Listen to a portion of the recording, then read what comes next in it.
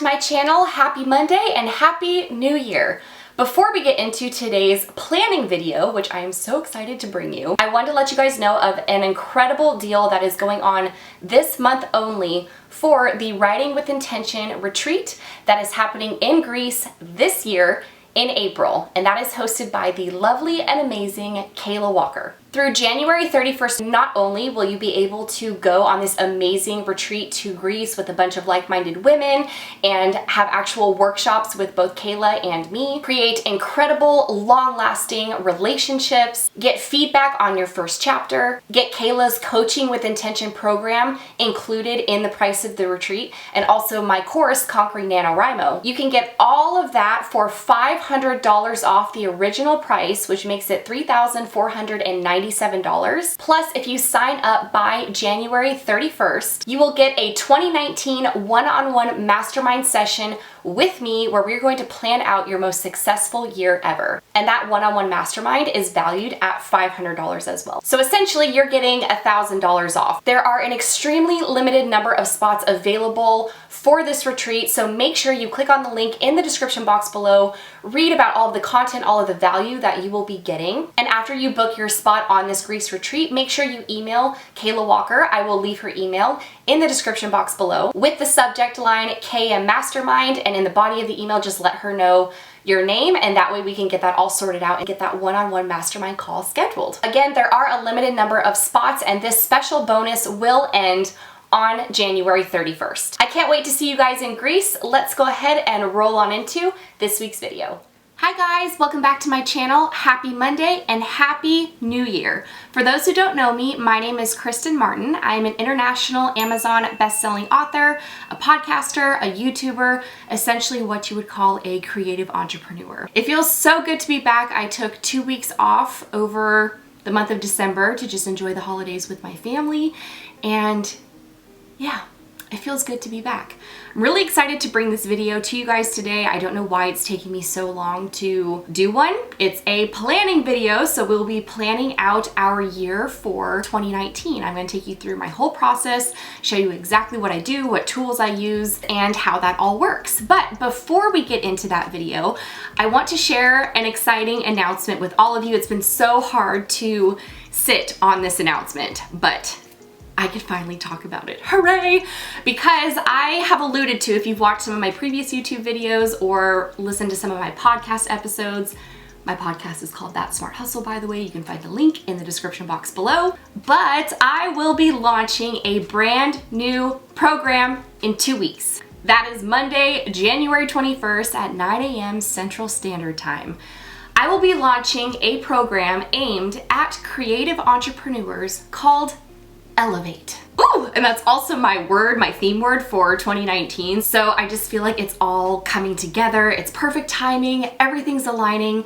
I can't wait to bring this program to you guys. So I'm sure we are all really excited to dive into this planning video, but I wanted to give you a little bit more information about this program, again, since it is launching in 2 weeks. Elevate is my self-study coaching program for creative entrepreneurs who want a life and business with less hustle, more flow. This program will help you identify your niche, create a unique offer in the online space, and launch a business that generates passive income. Because as creative entrepreneurs, we like to create, right? We don't want to be bogged down with the day-to-day tasks of running a standard business. So that is why this program is heavily focused on creating an online business that will generate passive income versus active income. And real quick, if you don't know the difference between the two, an active income is what you earn when you actively have to do something each day to receive that income. So wages, salaries, all of that, active income. Passive income is really where you do something once, like write a book and get the royalties, or create a program or an offer online that you set up to run on autopilot, and so it just brings in that income while you're sleeping or on vacation or out to eat at a nice restaurant. This program came about because I realized that I am multi-passionate, and while I love creating and writing books, that's why I created my coaching program for writers called VALIANCE, I'm also really passionate about designing a life that you love and freeing yourself from the the rigid, mind-numbing box that society tries to force you into. I think everyone deserves to experience true freedom in their lives and businesses. And so that's exactly why I created Elevate. If you want to learn about this program and see if it is the right fit for you, then make sure to go to my website at thatsmarthustle.com/elevate coaching program. You can find the link in the description box below. Make sure you click that subscribe button to my channel if you haven't already, and click on that little bell, because in next week's video, I'm going to tell you how you can access a free live webinar training with me. Okay, so let's go ahead and get into the nitty-gritty of this video. Welcome to my planning workshop for the new year. And real quick, so you know how this is going to be structured, today we are going to talk about yearly and monthly planning. And then in next week's video, we will get into more of a deep dive into my weekly and daily planning process. I wanted to do all of this in one video, but I already knew that the video would be way too long. So we're gonna stick with yearly and monthly planning for this video today, and I'm gonna show you exactly how I do it. So before the new year rolls around, of course I have some preparatory items that I want to take care of before the new year gets here, of course, right? So there are 5 things that I like to do before I even begin planning my year or my months or anything like that. The first thing I do is a major wrap up. This is of all of the projects and tasks, anything that is outstanding from that current year. I like to wrap everything up because I don't want to carry that over into 2019. Maybe there are a couple of things or outstanding projects that will be carried over. Like for Elevate, for instance, there were some things that were being carried over because it is launching this month. But anything like financials or any other videos or podcast ideas or anything that needed to be taken care of, any sort of content wrap up that I needed to do, emails I need to send out, I like to get all of that done before the new year starts. My second step is reflection. So once I've wrapped everything up, it only seems natural that I reflect on what worked and what didn't work in the previous year. Maybe there are certain habits that I want to implement in the new year. Maybe there are ones that I want to carry over. In a nutshell, it's a reflection of what went well and what didn't go so well. My third step is elimination. So once I've reflected, I can then see what things weren't working for me and maybe eliminate some habits, some tasks or activities, mindsets, limiting beliefs. I can start to eliminate or reframe those, if you will. Just really removing the clutter from my mental space, my physical space, emotional space, digital space, all the spaces. I just want to eliminate as much clutter as possible because we need to make room for the new. My fourth step is organization, which is also a really fun step for me because this is where I get super organized. I feel like you can only get organized after you've decluttered and eliminated certain things, because then the stuff that you're organizing is actually important to you and you know that it needs to be there for the new year. So organization includes organizing my inbox, organizing any sort of files on my computer, transferring them over to an external hard drive, organizing physical files and folders for taxes and financials and stuff like that. And then just your usual, bookshelves, desk area, cabinets, drawers, all that good stuff. So once I've wrapped everything up, I've reflected on the past year and what worked, what didn't work. I've eliminated and decluttered the things that are no longer serving me. And I've organized where I know that everything has a place and has a place for a reason because it's supposed to be here. Then I can finally sit down and meditate. And when I'm doing this for the new year, I don't like to have a guided meditation. I just like to sit in an open space, or sometimes I like to go outside and really clear out my thoughts, just really truly start with a clean and fresh slate. I find that I can't start planning for a new year if I haven't done these 5 steps first. That's the 5th step, is meditation, or just doing something to breathe, calm down, and just kind of clear your head where you don't feel scattered or jumbled or anything like that. This meditation phase is also really important because maybe there's something that you missed. Maybe there was a limiting belief that you didn't actually work through during the reflection phase. So it also gives you time to see what else is there, what is still lingering in your head that maybe you need to work on or clear out before you can truly get started planning for the new year. Those are my 5 preparatory steps before I even begin planning for the new year. So now let's get into the true planning workshop, yearly and monthly planning. And I've broken these down so that they each have 3 steps so I can keep this video as succinct as possible, because trust me, I could go on and on and on about planning and organizing and setting goals because I love all this stuff. For your yearly and monthly planning, you will need a day planner. Personally, I like to use the Erin Condren Life Planner. Just so you know, I am an affiliate with Erin Condren, so if you want to get $10 off your order, make sure to check out the link in the description box below. There's still time to order one. And you will need a physical desktop calendar, whether that is one that is made of actual paper or perhaps it's a dry erase one. So let's start with yearly planning. In order to plan out my year, I like to take my journal and I like to set an intention. And really what an intention is for me is, how do I want to feel throughout this year? You know, how do I envision myself feeling? What do I envision myself doing to make me feel that way? What sort of things do I want to invite into my life this year? So these are the types of questions I ask myself when I'm setting my intention, and it doesn't have to be just one intention. You can have a couple.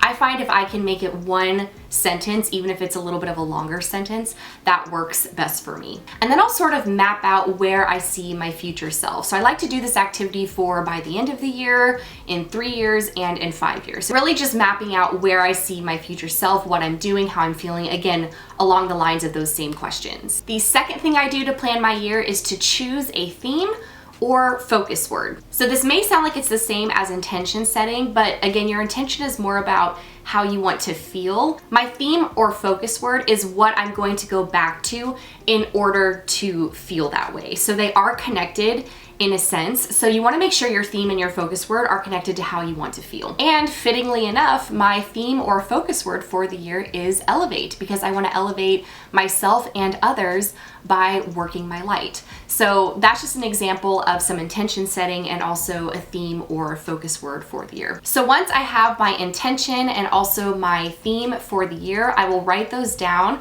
at the top of my desktop calendar and also somewhere where I will see it every day in my planner. So the third and final step in planning my year is to add to my calendar the things that I already know. This includes things like trips, doctor's appointments, birthdays, launches, projected release dates for books. Most likely, if they are things that you already know, it means you have committed to them in one way or another. So we may as well go ahead and put all of that into our calendar already, because most likely they're not changing. And then for monthly planning, this is also where I like to use my desktop calendar and my day planner. You don't have to have your journal with you for your monthly planning unless you want it to brainstorm ideas, but I normally don't have my journal with me when I'm doing my monthly planning. So if you've been following my journey for a while, then you probably remember when I used to do bi-monthly goals videos. I'm still planning my months and setting goals and achieving goals in that 2-month time frame. So that's something I'm still doing, and I'm still planning my months 2 months at a time. So the first thing I do is ask myself, based on those intentions and also that theme that I set during my yearly planning, what is it I want to achieve over the next 2 months? I have 4 overarching categories when it comes to setting goals. My health, and that's not just physical health, that is also mental and emotional health as well. The second category is social. The third category is personal growth and development. And the fourth category is passion/business. Once I've set my goals for the next 2 months in each of those categories, I will look at those goals and I will note any big projects that are upcoming, especially in that next 2-month time frame. Then I'll mark in my planner when I need to start thinking about making a plan for those bigger projects. So for instance, if I have a big project in May, I'm probably not going to start planning for it in January, but I may start planning for it in February or March. So I will just mark in my planner when I need to start thinking about making a plan for that project. This helps me to avoid overwhelm with those bigger projects because it gives me a better idea as to when I actually need to start thinking about those projects. So the third and final step in my monthly planning is to do an end of the month review in my planner. This is where I will review what I spent most of my time doing. I'll check to see whether it was aligned with my intention or not, and if it wasn't, then I will come up with steps that I need to take in order to course correct and get myself back on track. So that's really a high-level overview of my yearly and monthly planning. In next week's video, we will go into my weekly and daily planning, which is a little bit more workshop oriented. It's a deeper dive looking into everything and how I categorize, how I color coordinate things, and how I stay focused and productive. So that is it. That is all that I have for you guys today for this video, my very first video of 2019.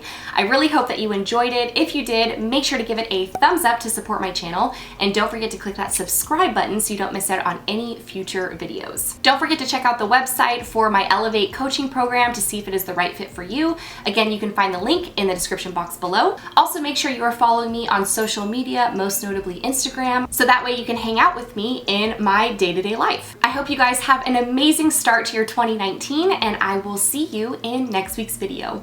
Bye!